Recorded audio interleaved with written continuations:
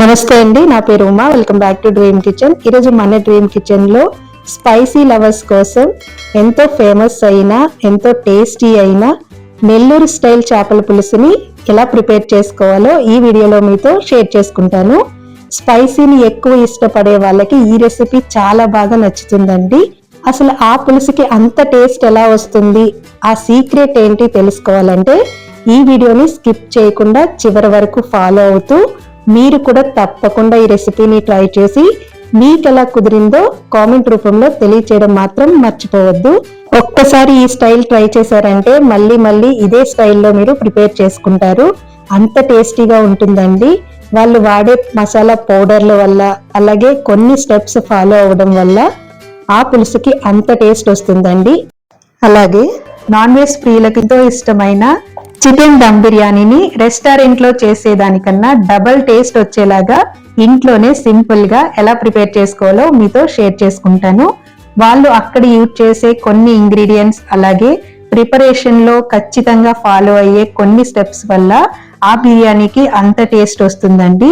అవే steps, అవే ingredients ఈ వీడియోలో మీతో నేను షేర్ చేసుకుంటాను. ఫస్ట్ టైం చికెన్ బిర్యానీ చేసే వాళ్ళు కూడా ఈ వీడియోని ఫాలో అవుతూ సింపుల్ గా ప్రిపేర్ చేసేసుకోవచ్చు.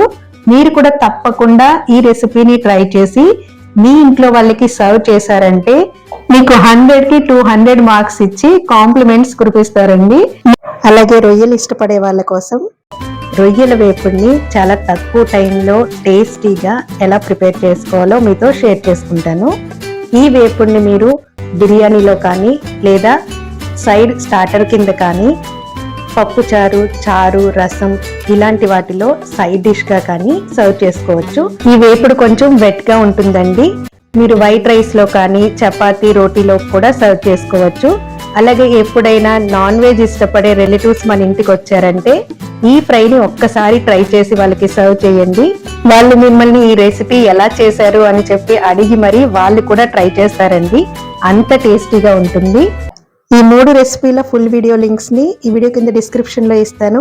ఎవరి ఫేవరెట్ రెసిపీని వాళ్ళు ట్రై చేసి మీకు ఎలా కుదిరిందో కామెంట్ రూపంలో తెలియచేయడం మాత్రం మర్చిపోవద్దు.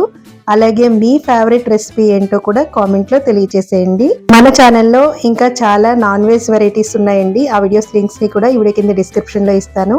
ఒకసారి చూడండి. ఈ వీడియో నచ్చితే కనుక లైక్ చేయండి, మీ ఫ్రెండ్స్ అండ్ రిలేటివ్స్ కి షేర్ చేయండి. మరెన్నో quick and tasty non veg recipes కోసం డ్రీమ్ కిచెన్ ఛానల్ ని సబ్స్క్రైబ్ చేసుకోవడం మాత్రం మర్చిపోవద్దు. Thank you for watching.